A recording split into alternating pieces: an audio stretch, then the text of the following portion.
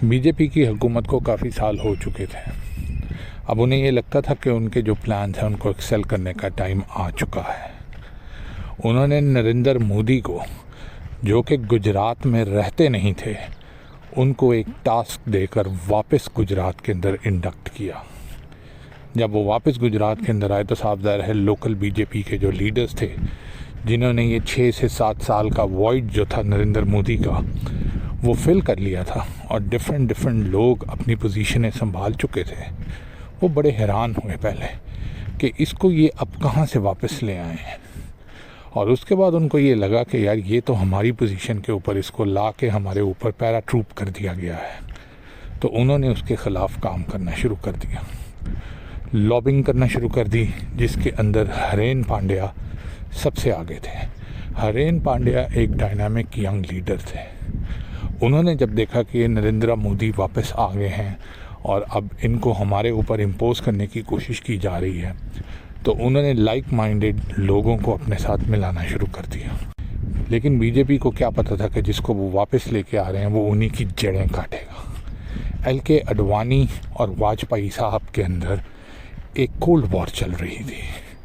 LK Advani जो थे वो वाजपेयी के सक्सेसर थे, लेकिन वाजपेयी साहब का बिल्कुल मूड नहीं था कि वो LK अडवाणी को अपना सक्सेसर बनाएं। और इसके अंदर काफ़ी ज़्यादा लोग जो थे वो वाजपेयी साहब के साथ इत्तेफाक करते थे, जिनमें सुषमा स्वराज भी एक है। इनके साथ यकीनन और भी बहुत सारे लोग थे। आप ऐसे कह सकते हैं कि ये बीजेपी का कमज़ोर तरीन वक्त है, जिसके अंदर बीजेपी के जो प्राइम मिनिस्टर अटल बिहारी वाजपेयी, जो कुछ ज़्यादा ही भक्त लेवल के इंसान थे, और दूसरी साइड के ऊपर उनके सक्सेसर LK अडवाणी, और उनके बयानात अक्सर उनको मुश्किलात में डालते थे, जिनमें जिन्ना साहब के लिए भी उन्होंने एक बयान दिया और डिफरेंट पार्टीशन के ऊपर दिया, जो सिंक नहीं करती थी RSS की आइडियोलॉजी के साथ साथ जो इनके RSS के जो चीफ थे, पैटर्न थे, राजेंद्र तोमर, वो भी एक ब्राह्मण कास्ट में से नहीं थे। किसी को भी ये समझ नहीं आ रही थी कि किसको हटाएं और किसको लगाएं, सॉल्यूशन क्या है, और अगर किसी नए बंदे को लेके आते हैं तो उस बंदे के लिए एक्सेप्टेंस कैसे जनरेट करेंगे। यहाँ आपको अटल बिहारी वाजपेयी साहब को हटाना था, जिनके लिए मशहूर था कि वो एन मौक़ों के ऊपर डिसीजन नहीं ले पाते, शायद उम्र का हिस्सा ये था। और दूसरी तरफ आपको उनके सक्सेसर जो उन्हीं की उम्र के थे, LK अडवाणी, जिनका कॉन्फ्लिक्ट आपकी आइडियोलॉजी से आ रहा था, उनको भी हटाना था। और तीसरी साइड के ऊपर जो हार्ड कोर आपने इमेज देना था हिंदू नेशनलिस्ट का और ब्राह्मण लेड RSS मूवमेंट का, उसके जो हेड थे, उनको भी हटाना था। ये तीनों आपस में एक दूसरे के ख़िलाफ़ साजिशें कर रहे थे। एक कहता था कि मैं उसको हटाऊं, वो कहता था मैं उसको हटाऊं। कौन इनमें से कामयाब हुआ, ये अगले सालों में जाके आपको पता चलेगा। इसी दरमियान के अंदर आपको जैसे पता है कि गुजरात और बम्बई, इवन कराची, ये बॉम्बे प्रेसिडेंसी के नीचे आते थे। तो इसी दरमियान में, और सारा का सारा आप कह लें कि इंडिया का जो फाइनेंशियल हब था वो ये एरिया था। गुजराती बनिए तो आपने सुने ही हैं। तो उसके अंदर ये भी एक ऑप्शन थी कि गुजरात को किस तरीके से कैपिटलाइज किया जाए RSS के लिए फंड्स जनरेट करने के लिए। गुजराती लॉबीज़ बहुत ज़्यादा अमेरिका में और UK के अंदर माइग्रेट की हुई थी। उनको किस तरीके से सांख परिवार को इकट्ठा किया जाए, कौन इसको ये करेगा। वाजपेयी करेगा, नाकाम। LK अडवाणी, कोई चांस नहीं। राजेंद्र तोमर को कोई ब्राह्मण मानता नहीं था। क्या ऐसा किया जाए कि ये सब इकट्ठे हों और ये मूवमेंट मोमेंटम पकड़े। बहुत मुश्किल था बीजेपी के थिंक टैंक्स के लिए ये सोचना।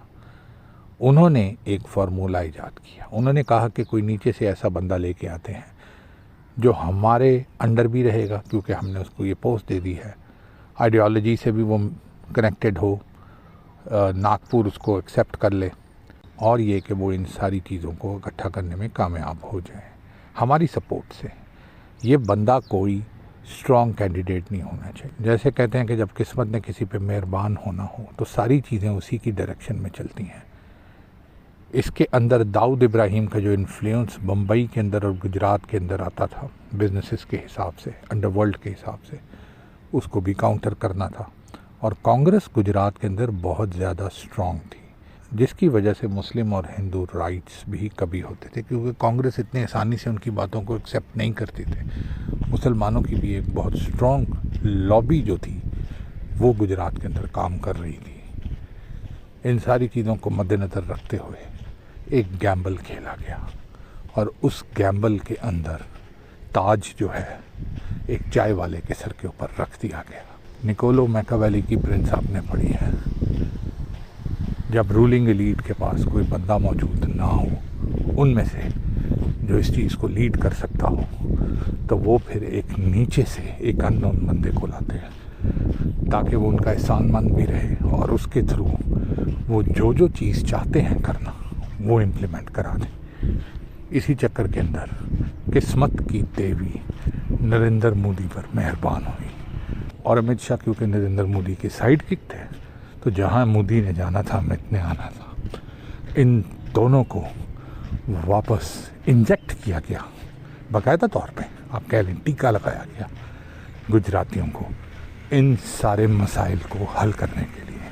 लेकिन अभी भी एक चीज़ रहती थी, इनका नेशनल लेवल के ऊपर कोई एक्सपोजर नहीं था। क्यों नेशनल लेवल के ऊपर इनको माना जाएगा? इसके लिए एक बड़ा इवेंट, अब बड़ा फॉल्स फ्लैग चाहिए था और उसको क्रिएट करना पड़ना था, क्योंकि सत्ता की ये सारी बाजी गुजरात से बाहर लग रही थी। तो जो गुजरात की लॉबी थी और जो गुजरात की लीडरशिप थी, केशुभाई पटेल जो नरेंद्र मोदी से पहले गुजरात के अंदर बीजेपी के सीएम भी रह चुके हैं और गुजरात की बीजेपी को जिन्होंने जोड़ा हुआ था, उनको ये बात बताई नहीं जा सकती थी। तो इसलिए ये सारा का सारा प्लान आप कह लें कि नरेंद्र मोदी फाइल अपने हाथ में लेके वहाँ आया और नरेंद्र मोदी को ये टास्क दिया गया कि अगर तो तुमने प्रमोट होना है, मेन स्ट्रीम में आना है, तो फिर ये काम तुम्हें करना पड़ेगा। और वो काम था मैसेकर ऑफ मुस्लिम्स।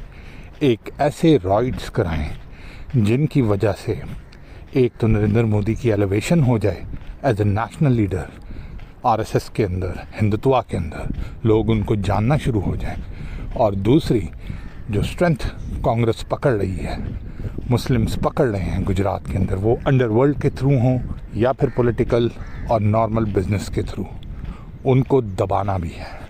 ये सारा काम नरेंद्र मोदी को दिया गया और ये लॉबी जो करा रही थी वो एल.के. अडवाणी की लॉबी थी।